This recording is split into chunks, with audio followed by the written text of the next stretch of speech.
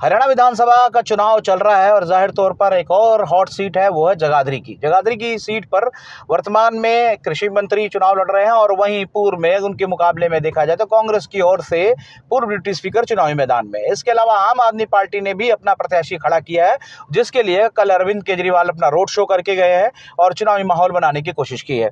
आज इसी चुनावी चर्चा और चुनावी यात्रा में हम आपको मिलवाने जा रहे हैं पूर्व कृषि मंत्री कंवरपाल गुर्जर से, जो निर्वर्तमान है। खैर अभी क्योंकि हरियाणा विधानसभा भंग हो गई है तो जाहिर तौर पे अभी भी वो कार्यकारी मंत्री है, उन्हीं से बात करते हैं। तो मंत्री जी, कैसा चल रहा है आपका चुनाव प्रचार? देखिए, बहुत अच्छा चल रहा है चुनाव और आप पूरे इलाके में घूम सकते हैं, लोगों से पूछ सकते हैं और लोगों का बड़ा सहयोग, समर्थन, आशीर्वाद हमें मिल रहा है। और आम आदमी भी इस बात को महसूस करता है कि इस सरकार में 10 साल में जितने काम हुए वो कभी इतने काम हुए नहीं है। पिछली सरकार के मुकाबले में 10 गुना काम ज़्यादा है। मुख्य मुकाबला लोग सेटिस्फाइड नहीं। देखिए, मुकाबला तो सारे हरियाणा में कांग्रेस के साथ ही है। कहीं कहीं 1-2 सीट ऐसी है वहाँ दूसरे के साथ ही मुकाबला है, कुछ सीटों पे है, लेकिन हमारे यहाँ मुकाबला कांग्रेस के साथ है। नहीं, एक कांग्रेस ने गड़ी जोड़ रखा है कि उनके साथ जाट मिल गए, दलित मिल गए, तो वो अपने आप को एज ए विनिंग देख रहे हैं। आप कितना मान रहे हैं कि दलित आपके साथ खड़ा नहीं, है? दलित क्यों जाएगा? मतलब दलितों के घर फूक दिए, दलितों को जिंदा जलाए दिया, वो कांग्रेस के साथ क्यों जाएंगे? बिल्कुल नहीं जाता दलित कांग्रेस के लो, साथ। आपने उनके संविधान का खतरा बता दिया था, फिर नहीं, तभी तो लोकसभा में नुकसान हो गया। उन्होंने झूठ बोल दिया, सीधे साधे लोगों को बकाने का काम कर दिया। आज वो गुस्से के रूप में है, आज उन्हें गुस्सा है इस बात का, हमें बकाना चाहते हैं, तो आज उसका गुस्सा है। और आप देखोगे कि दलित जो वोट है वो मैक्सिमम बीजेपी के साथ आएगा और बीजेपी ने उनका मान सम्मान बढ़ाया। पहले क्या था, अगर बेचारे को किसी को पेंशन भी लगवानी पड़ती ना, तो उस पेंशन लगवाने वाले को भी वो कहते थे जी पहले 3 महीने की मैं लूँगा, 2 महीने की मैं लूँगा, इस तरीके से उनका अपमान करते थे। कोई पीला कार्ड बनवाए तो 50 चक्कर उसके लगाओ तो उसकी दिक्कत होती। आज हमारी सरकार बनी तो एक आदमी भी ऐसा नहीं है जिसको पेंशन लगवाने के लिए, बीपीएल कार्ड बनवाने के लिए, पीला कार्ड बनवाना, सुनो सर, पीला कार्ड बनवाना आप उपलब्धि मानते हो? इससे लगता नहीं कि प्रदेश की अर्थव्यवस्था पे एक वो लग जाएगा कि आपके यहाँ गरीबों की संख्या बढ़ गई, जबकि आप तो राइजिंग स्टेट्स में हो सर? देखिए, हमने जो राशि है ना जी, जो सारे देश में है, वो 1 लाख से कम वाले को उन्हें गरीब मानना है। हरियाणा एक ऐसा प्रदेश है जिसने 1,80,000 से कम वाले को गरीब मान लिया, इसलिए स्वाभाविक है कि संख्या बढ़ेगी। इससे कोई नुकसान होने वाला नहीं है, इससे एक मौका मिला उसको, थोड़ी मदद हमने कर दी, थोड़ी मेहनत वो करेगा ताकि आने वाले टाइम में वो गरीबी से बाहर निकले। और आपने देखा कि हमारे यहाँ प्रति व्यक्ति आय जो है इस टाइम पूरे हिंदुस्तान में सबसे ज़्यादा है, और मैं समझता हूँ कि इस प्रकार की मदद करके हम उसको और मजबूत करने का काम कर रहे हैं, ना कि कमज़ोर करने का। नहीं, एक बात और बताइए सर, मनोहर लाल की एंटी इनकम्बेंसी का नुकसान हो रहा है आपको लग रहा है चुनाव में? नहीं, बिल्कुल कोई नुकसान नहीं है, और मनोहर लाल जी ने बहुत अच्छी योजनाएं। फिर आपने इनको कुरुक्षेत्र रैली में स्थान क्यों नहीं दिया सर? नहीं, देखिए, ये तो वो लोग बताएंगे, जो लोग वहाँ रैली करने वाले थे, जो आयोजक थे, जो सब लोग थे, उनको पता होगा क्या है क्या नहीं है। मैं तो वहाँ रैली में था। क्योंकि विपक्ष आपकी इसी बात को मुद्दा बना रहा है कि बीजेपी ने अगर अच्छा काम किया होता तो 9.5 साल बाद मुख्यमंत्री बदलने की जरूरत नहीं बनती। नहीं, देखिए, तो पार्टी का अपना अपना विचार है, जो हाईकमान है इसका जवाब हाईकमान दे सकता है, मैं जो सी बात करता हूँ। लेकिन मनोहर लाल जी ने बहुत अच्छे काम किए और आज नायब सैनी जी भी बहुत अच्छे काम कर रहे हैं। मैं देखो एक बड़ा सीधा सा सवाल पूछूं, खैर थोड़ा सा आपको अटपटा भी लग सकता है, माइनिंग वालों से आपके क्या रिश्ते हैं सर? हमेशा ये विपक्ष वाले लगे कि आप माइनिंग माफिया से मिले। हमारा माइनिंग से कोई रिश्ता नहीं है आज तक जी। मेरे पास, मेरे जीवन से लेके आज तक कोई आदमी ये निषेध कर सकता हमने माइनिंग की। हमारे इलाके में बहुत लोगों ने अपने खेतों में माइनिंग की। मेरा परिवार ऐसा है जिसने कभी कोई माइनिंग की ही नहीं, हमने 1 इंच ज़मीन नहीं खोदी न हमारा माइनिंग से। हाँ, माइनिंग को खुलवाने में मेरा अहम रोल है। मैंने माइनिंग खुलवाई थी जिस टाइम कांग्रेस ने माइनिंग बंद की, तो माइनिंग बंद करने का कारण एक ही था कि राजस्थान के ठेके जो थे वो उस टाइम की सरकार के जो चेते लोग थे उनके पास थे, उनको लाभ पहुँचाने के लिए उन्होंने यहाँ से माइनिंग बंद कर दी। यहाँ माइनिंग बंद करने का मतलब ये नहीं है कि माइनिंग करने वाला केवल जो स्टोन का स्तर वाला उसका नुकसान है। मैं दावे के साथ कह रहा कि अगर कोई जुत्ती गांठने वाला था उसका भी नुकसान था। उसने मेरे से अपने आप कहा कि साहब काम नहीं रहा। चाहे होटल चलाने वाला था, डब्बा चलाने वाला था, उसका भी नुकसान हुआ। जो किराने वाला था उसका नुकसान भी हुआ। कोई और दूसरा दुकान करने वाला था उसका नुकसान भी हुआ।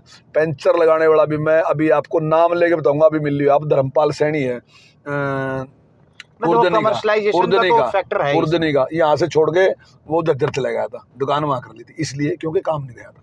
तो ये काम, अगर कुदरती कोई चीज़ हमारे पास मिनरल है तो उसको निकालना, उसको बेचना, अगर उससे लोगों को रोजगार मिलता है क्या दिक्कत है। उस सरकार ने रोजगार खत्म करने का काम किया, हमने रोजगार देने का काम किया। अभी तो किसी का मुंह नहीं पकड़ते, कोई किसी का कुछ भी कह दो। हमने ना माइनिंग करी और ना हमारे माइनिंग से इस प्रकार का कोई संबंध है। हाँ, हमने उनकी सपोर्ट जरूर करी कि भाई ये काम खुलना चाहिए। एक बात और सर, एक चर्चा चल रही है कि कांग्रेस में फूट है, क्योंकि जब से आपके इलाके के जो कांग्रेस के प्रत्याशी आए, ना तो कुमारी शैलजा प्रचार करने ना ही, आपको भी मानते हो कि ये फूट है, ऐसी कुछ दिख रही है आप लोगों को जिसका आपको फायदा मिल रहा हो? ये उनकी पार्टी का विषय है, मैं इस पे कुछ नहीं कहता कि उनमें फूट है नहीं है। लेकिन यहाँ पे जो है, अभी लोग इस बात को नहीं भूल रहे कि कांग्रेस के राज में जो दुर्गति यहाँ सारे जिले की हुई, और मेरा जिला नहीं, सारे ही जिले हैं लगभग पानीपत तक, यहाँ सबकी हालत ऐसी थी और जिस प्रकार सड़कें खराब थी, बुरा हाल था।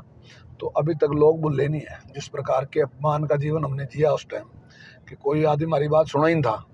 तो अभी तक लोग उसको भूले नहीं है, और इस सरकार में जो मान सम्मान मिला, जो डेवलपमेंट हुई, तो हर आदमी खुश है उससे। एक अहम चर्चा है आपके इलाके में जो आजकल बड़ा वायरल है। एक पुलिस के बड़े अधिकारी बोल के गए कि 23 साल पहले जो यहाँ घटा वो आज भी स्मरणीय है, यादों में भरा पड़ा है कि किस तरह रामलीला की सीता का अपहरण हो गया, और ये सब चीजें आपकी भी जानकारी में है क्या कुछ? बिल्कुल सफेद झूठ है, कोई इस प्रकार की घटना नहीं। मैं आपसे कहूँगा प्रतापनगर जाओ और पूछ के आओ, कोई ऐसी घटना। तो फिर वहाँ पे रामलीला क्यों बंद है? नहीं, रामलीला 1918 से चलती है, 2004 की बात है। अब जाके आप प्रतापनगर ही जाओ, वहीं के लोगों से पूछो। और जो रामलीला करने वाले हैं उनका नाम विनोद कुमार है, वो आपको बस स्टैंड भी मिलेंगे। आप विनोद गुप्ता से ही पूछ के आओ कि क्या रामलीला बंद हुई क्या। रामलीला 2018 तक चलती रही। ऐसा ऐसा जो दर्शक है उनकी संख्या कम होती जा रही सभी जगह। कोई जब खिजराबाद में कम नहीं, सारी जगह कम हो रही, सारी जगह रामलीला कम होती जा रही। तो वो घटना, लेकिन उसमें कोई सच्चाई नहीं है। जो बात उन्होंने कही उसमें कोई सच्चाई। तो अधिकारी केवल बहकाने के लिए बोल रहे हैं कि ताकि ये चुनाव हिंदू मुस्लिम हो? ये जो उनका है वो उनका विषय है, वो तो उनसे पूछियो, लेकिन ऐसी घटना कोई नहीं घटी। एक बात और अहम, आपके चुनावी प्रचार में क्या लग रहा है, जब गांव में मिलते हैं आप लोगों से, क्या माहौल नजर आता है? लोगों के मन में क्या है? नौकरी मुख्य मुद्दा रहा है कि जिसको लेकर के बीजेपी को लोग लाइक कर रहे हैं, या और भी चीजें, क्या चीजें ज्यादा बिक रही है? देखिए, नौकरी के मामले में लोगों को भी पता है कि नौकरी जो है वो मेरिट के हिसाब से मिलती है, किसी के साथ कोई भेदभाव नहीं किया गया। तो ऐसी सच है कि बहुत लोग हैं जिनको नौकरी जरूरत थी जिनको, लेकिन उनको नहीं मिली। बहुत लोग ऐसे हैं जिनको मिली भी है। तो लेकिन ये तो लोग मानते हैं कि निष्पक्षता से। लेकिन जो डेवलपमेंट का काम होया, तो वो हर आदमी इस बात को महसूस करता है कि हमारे टाइम में डेवलपमेंट जो है कई गुना ज़्यादा है। एक चीज बताइए, अब पिछले 10 साल से मैं आपका चुनाव देख रहा हूँ, हमेशा शहरी वोटर आपको पूरा सपोर्ट करता है, खुल के सपोर्ट करता है, और कहीं ना कहीं आपको उसका फायदा भी मिलता है। इस बार केजरीवाल आए, कितना सेंध लगा पाए आपके वोट में? केजरीवाल से तो मैं नहीं समझता। जो शहरी वोट है वो तो नफरत करता है केजरीवाल से। इसलिए नफरत करता है क्योंकि वो राष्ट्र विरोधी जो लोग हैं उनका साथ देता है। चाहे वो दिल्ली में दंगा या चाहे दूसरे काम हुए, उनसे लोग केजरीवाल को बिल्कुल पसंद नहीं करते। और मैं दावे के साथ कह सकता हूँ कि केजरीवाल के आने से एक वोट का फर्क नहीं पड़ेगा यहाँ। कुछ नुकसान हो रहा है शहर में आपको?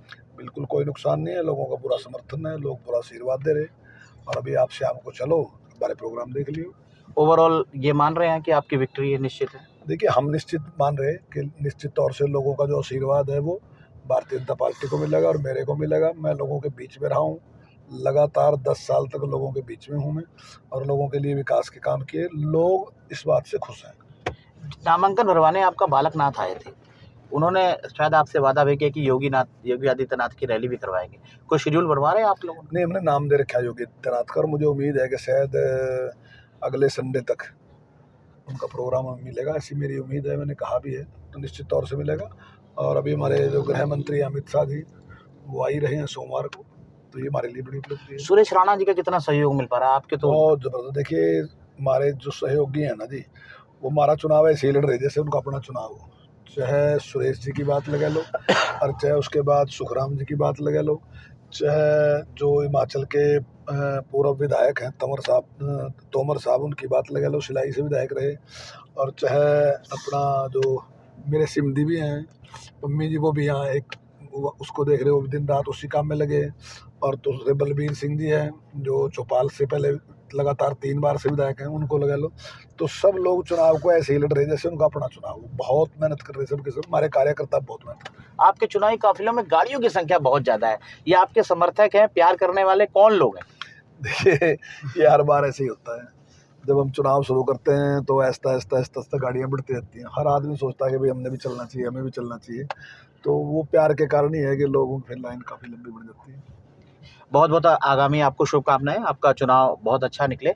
तो ये सुना आपने चौधरी कंवरपाल जी थे, जिनका चुनाव इस बार बड़ा दिलचस्प है, क्योंकि यहाँ पर अगर बात करें तो दो दिग्गज लोग सीधे चुनावी टक्कर में हैं और एक जो और हैं वो भी कहीं ना कहीं चुनावी टक्कर में आने की कोशिश कर रहे हैं। जनता किसको चुनती है, क्या करती है, ये आने वाला वक्त तय करेगा। जाहिर तौर पर 4 तारीख को होने वाली 5 तारीख को होने वाली वोटिंग और 8 को आए नतीजे स्पष्ट कर देंगे कि इस बार का जगाधरी से किसका भविष्य सुनहरा दिखेगा। कुमार रमेश, चंडीगढ़।